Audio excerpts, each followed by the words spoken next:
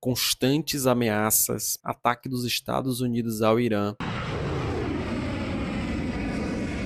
retaliação aos países do Golfo. Nos últimos dias, a gente tem acompanhado uma escalada cada vez maior desse conflito entre Irã e Estados Unidos. Jornais do mundo inteiro estampando manchetes sobre possíveis bloqueios do Estreito de Hormuz, movimentação de porta-aviões, tanques de precisão e o medo de que uma guerra se transforme em um conflito de proporções mundiais. E toda vez que isso acontece, a impressão é de que estamos diante de um capítulo novo da história. Mas será que estamos mesmo? O Irã já foi o maior império do mundo antigo. Hoje podemos dizer que os Estados Unidos são a maior potência econômica, política e militar da atualidade. Um império no passado, outro no presente. Separados por mais de 2.500 anos, mas unidos por uma característica que atravessa toda a história da humanidade: a busca por influência, poder e controle. O que existe em comum entre esses dois impérios? Será que a história realmente está se repetindo ou estamos enxergando padrões onde eles não existem? Meu nome é Jefferson Mourão e se você gosta de entender como o passado explica o presente, já deixa o like e se inscreve no canal e vem comigo.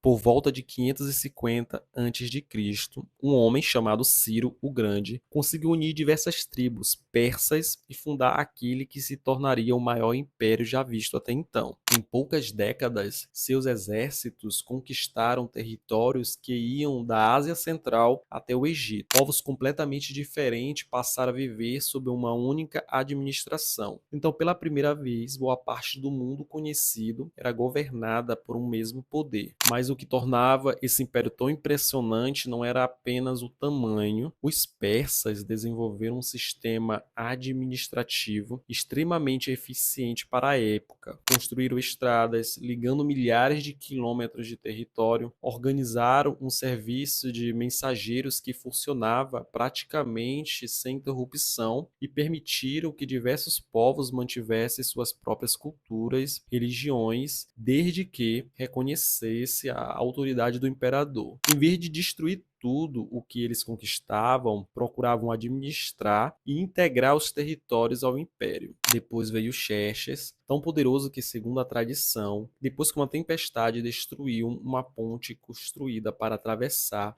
um estreito, ele ordenou que o mar fosse açoitado com centenas de chicotadas. Pode até ser lenda, mas ela representa muito bem a imagem construída sobre o rei. Alguém que acreditava que até a natureza deveria obedecer sua vontade. Com o passar dos séculos, aquele enorme império foi derrotado, dividido, transformado diversas vezes. Vieram Alexandre, os Pártaros, os Sassânidas e muito mais tarde nasceu o Estado moderno do Irã. Em 79, a Revolução Islâmica mudou completamente o rumo do país, inaugurou a República Islâmica que conhecemos hoje. Um território que já foi o centro do mundo antigo, passou a ser visto por boa parte do Ocidente como um adversário estratégico. Então guarda essa ideia porque ela é importante. Esse sentimento de grandeza, de acreditar que o próprio país ocupa um lugar especial na história, ele nunca desapareceu completamente. Ele apenas mudou de forma. Agora olhe para o outro lado do tabuleiro.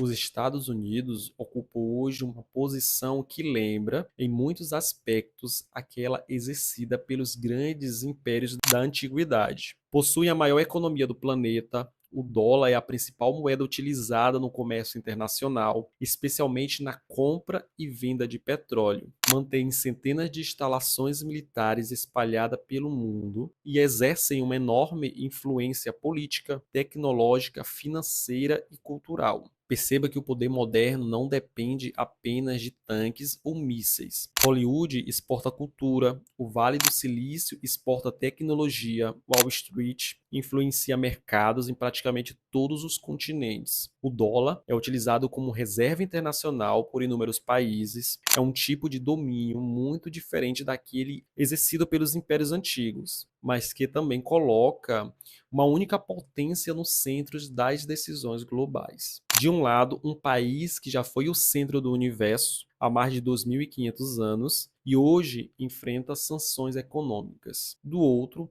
a potência que ocupa esse posto atualmente. E antes que você pense que tudo isso acontece apenas por causa do petróleo, calma. Dizer que essa guerra é somente por petróleo é como dizer que um casamento termina apenas por causa de dinheiro. Pode até ser o gatilho, mas existe décadas de rivalidades, diferenças ideológicas, interesses militares, disputas religiosas, orgulho nacional e uma enorme disputa por influência. O petróleo continua sendo extremamente importante porque cerca de um quinto de toda a produção mundial passa pelo Estreito de Hormuz. Esse pequeno corredor marítimo conecta o Golfo Pérsico ao restante do mundo. Se ele for bloqueado ou ameaçado, milhões de barris deixam de circular diariamente. O resultado aparece rapidamente nos mercados internacionais, influencia o preço dos combustíveis, aumenta o custo do transporte, encarece alimentos e acaba chegando até o bolso de quem abastece o carro em qualquer cidade do planeta. Ou seja, quando uma notícia fala sobre tensão em Hormuz, isso não interessa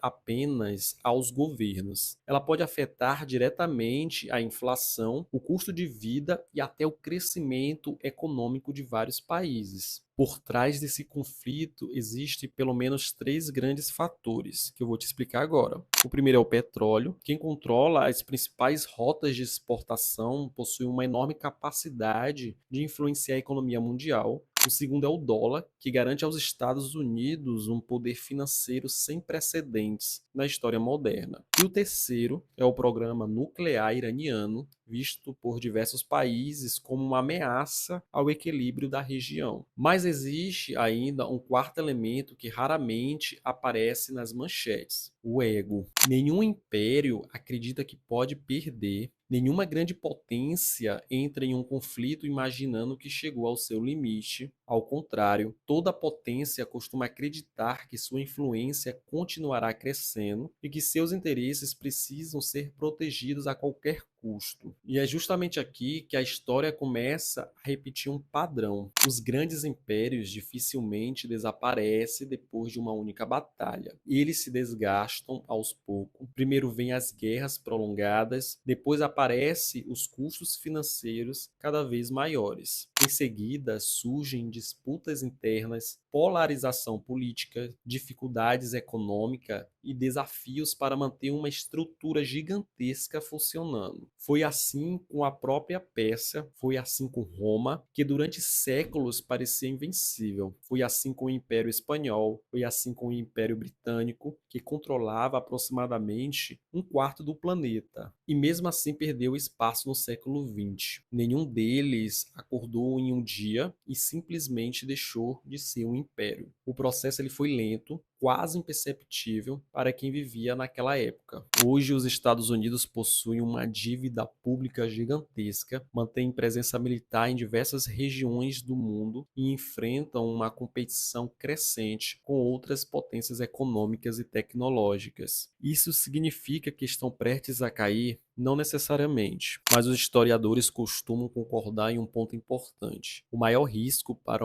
um império normalmente não vem de fora. Ele surge quando os custos de manter a própria posição começam a superar os benefícios. Isso não significa que veremos um fim da influência americana amanhã ou na próxima década. A história não funciona como uma profecia. Ela trabalha com tendências, padrões e probabilidades. Talvez estejamos apenas vivendo mais uma crise internacional que será superada. Talvez estejamos assistindo ao início de uma transformação muito maior na ordem mundial. Ainda é cedo para afirmar, mas existe uma lição que atravessa milhares de anos de história. Nenhum império acreditou que seria o próximo a perder sua posição de liderança. Todos imaginavam que haviam encontrado uma fórmula permanente para permanecer no topo. Será que estamos vendo o começo do declínio de uma potência? Ou estamos apenas repetindo um velho hábito de acreditar que toda crise anuncia o fim do mundo? Sinceramente, eu não tenho uma resposta, mas gosto muito de uma frase atribuída ao escritor Mark Twain: a história não se repete exatamente, mas ela costuma rimar. E talvez seja justamente isso que estejamos testemunhando agora. Se esse vídeo te fez enxergar esse conflito por um ângulo diferente, já deixa o like, porque isso ajuda muito o canal